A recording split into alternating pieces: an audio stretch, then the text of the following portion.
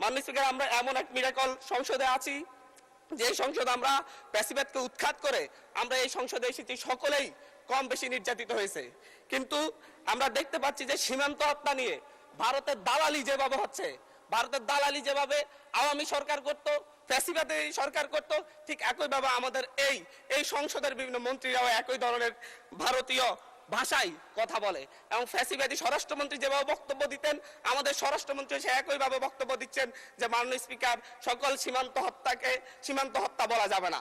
আমরা বলছি প্রত্যেকটা সীমান্ত হত্যাই হত্যা, প্রত্যেকটা সীমান্ত হত্যাই আমাদের সার্বভৌমত্বের জন্য হুমকি। মাননীয় স্পিকার, বাংলাদেশে আমরা 2024-এ পরবর্তী এতদিন আমরা মব কালচারের কথা বলেছে যে হচ্ছে ডক্টর ইউনূস সরকারের সময় মব কালচার অনেক বৃদ্ধি পেয়েছে, কিন্তু আমরা দেখতে পাচ্ছি বাংলাদেশ ব্যাংকে মব সৃষ্টি করে গভর্নরকে বের করে দেওয়া হচ্ছে। আমরা দেখতে পাচ্ছি বাসসে মব সৃষ্টি করে বাসসের এমডিকে বের করে দেওয়া হয়েছে। কেন? সরকার ক্ষমতায় আছে, সরকার কেন মব সৃষ্টি করে বের করতে হবে? সরকার তো তাদেরকে প্রত্যাহার করে নিলেই বা চাকরি চুক্তিভিত্তিক চাকরি বাতিল, নিয়োগ বাতিল করলে হয়ে যায়। এই ক্ষেত্রে সরকার মবের আশ্রয় নিয়েছে। গত 4 মাসে 17 জন শিশুকে ধর্ষণের পর হত্যা করা হয়েছে, 118 জন শিশুকে ধর্ষণ করা হয়েছে। কিন্তু আমরা দেখছি যে এবং সারা বাংলাদেশে এই ধর্ষণের সংখ্যা প্রায় 5 শতাধিক এবং সারা বাংলাদেশে 6 শতাধিক খুনের ঘটনা ঘটেছে। আমরা স্বরাষ্ট্রমন্ত্রীকে এখানে প্রেমজনিত একটা শিবির নেতার ব্যাপারে আমরা এখানে বিবৃতি দিতে দেখেছি, কিন্তু মাননীয় স্পিকার, আমরা ওনার নিজ আসনে ডাকাতির পরে মা মেয়েকে যে ধর্ষণের ঘটনা ঘটছে সেটার বিবৃতি আমরা এই সংসদে দেখি না। মাননীয় স্পিকার, বাংলাদেশের ন্যায় বিচার সুবিচারের কথা বললে সেটা যদি হচ্ছে একপাক্ষিক হয়ে যায়, দলীয় হয়ে যায়, তারও বড় সমস্যা। আমি এই সংসদে বলেছিলাম আমার এলাকায় অভিযোগ উঠেছে সাপলাকলিতে ভোট দেওয়ার কারণে বিএনপির লোকজন একজন নারীকে ধর্ষণ করেছে। আজ পর্যন্ত এটার কোনো সরকারি তদন্ত রিপোর্ট নাই। এই ব্যাপারে আমাদের স্বরাষ্ট্রমন্ত্রী এখানে দাঁড়িয়ে কোনো ব্যাখ্যা দিবেন কিনা মাননীয় স্পিকার আমি জানি না। মাননীয় স্পিকার, আমাদের এই একটা বাজেটে ঠিক পূর্ব বাজেট ঘোষণার পর দিনই বাংলাদেশে নিত্য পণ্যের দাম বৃদ্ধি হয়ে গেছে। চালের কেজি বেড়ে গেছে 7 টাকা, আমাদের তেলের লিটারে বেড়েছে 5 টাকা। কিন্তু হচ্ছে আমরা সরকার বলছে জনগণের আস্থা ফিরে এসেছে।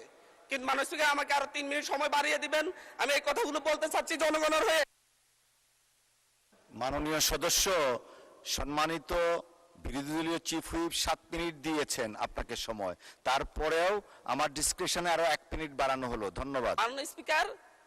মাননীয় স্পিকার, সরকারের এই বাজেটের উপর যে জনগণের আস্থা নেই, ব্যবসায়ীদের আস্থা নেই, তার প্রমাণ বাজেটে খাদ্যপণ্যের দাম কমানোর একদিন ঠিক অব্যাহতি পরেই চালের দাম, ডাইলের দাম বাজারে, খুচরা বাজারে বেড়ে যাওয়া। মাননীয় স্পিকার, আমাদের মাননীয় প্রধানমন্ত্রী আজকে এখানে নেই। উনি যখন বিভিন্ন ভাষণে গিয়ে অসত্য তথ্য দিয়ে বলেন বিরোধী দল মিছিল করতেছে মদের দাম কেন বৃদ্ধি করা হয়েছে, কেন সিগারেটের দাম বৃদ্ধি করা হয়েছে, এরকম অসত্য তথ্য দিয়ে যখন মাননীয় প্রধানমন্ত্রী বক্তব্য দেন, আমরা খুবই আশাহত হই। মাননীয় স্পিকার, আমরা আশাহত হই যখন ঋণ নিয়ে কথা বলতে গিয়ে সংসদে যখন আমরা ঋণ নিয়ে কথা বলতে চাই, ব্যাংকের ঋণ নিয়ে, ইসলামী ব্যাংক দখল নিয়ে যখন আমরা কথা বলতে চাই, তখন মাননীয় প্রধানমন্ত্রী দাঁড়ায় যখন বলে আপনারা সবাই জমিদার, যারা ঋণ নেন নাই, এর মধ্য দিয়ে মূলত মাননীয় প্রধানমন্ত্রী ঋণ খেলাপিদেরকে উৎসাহিত করেন। মাননীয় স্পিকার, আমরা এই ধরনের সংসদ আর চাই না। ধন্যবাদ মাননীয় সদস্য, ধন্যবাদ। একটু বসেন আপনি একটু বসেন জি, একটু আরো 3-4 জন দাঁড়িয়েছে, আমি আপনাকে ডাকবো। সবাই একটু ধৈর্য সহকারে বসি আমরা, please. Thank you. Mister Zainul Abedin Farooq, মাননীয় সদস্য। অর্ডারে আপনার ডিসকাশন আছে, আপনি এটা দিতে পারেন, যেহেতু সংসদ নেতাকে নিয়ে কথা বলা হয়েছে। আমি আপনাকে বিনীত অনুরোধ করব, আমরা যেমন তেমনি দাঁড়াই না। যখন একটা অসত্য তথ্য এই সংসদে উপস্থাপন করা হয়, তখনই আমাদের সদস্যের পক্ষ থেকে কথাটা বলার দরকার না। আপনার অনুমতি চাই। মাননীয় সদস্য, একটু আপনি যেহেতু মাননীয় প্রধানমন্ত্রীর কথা বলেছেন, মাননীয় সদস্য মির্জা ফখরুল ইসলাম আলমগীর সাহেব কিছু বলবেন না এই বিষয়ে? যদি আপনি ডেলিগেট করেন ওনাকে দিতে পারি।